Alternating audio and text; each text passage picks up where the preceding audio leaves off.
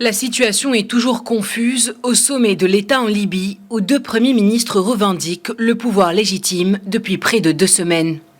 Toujours reconnu par l'ONU, Abdelhamid Dbeibah vient de jeter un nouveau pavé dans la mare en annonçant la tenue d'élections législatives avant fin juin.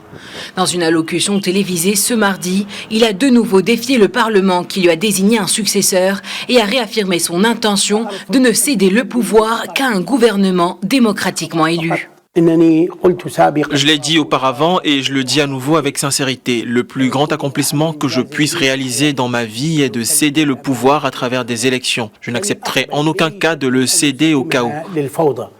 Après avoir échoué à organiser des élections en décembre, la Chambre des représentants siégeant à l'est de la Libye a désigné le 10 février l'ex-ministre de l'Intérieur, Fathi Bachagha, à la tête du gouvernement intérimaire.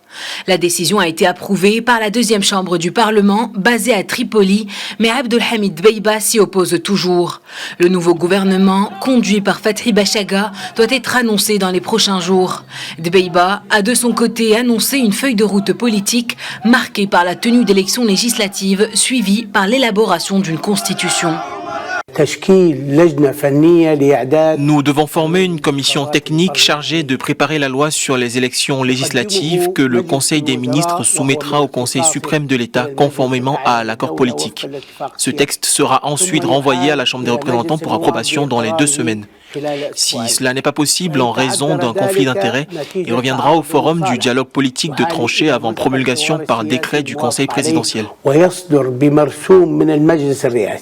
Si des élections législatives sont suivies par l'élaboration d'une constitution, le Premier ministre libyen a annoncé qu'il renoncerait à se présenter comme candidat à l'élection présidentielle.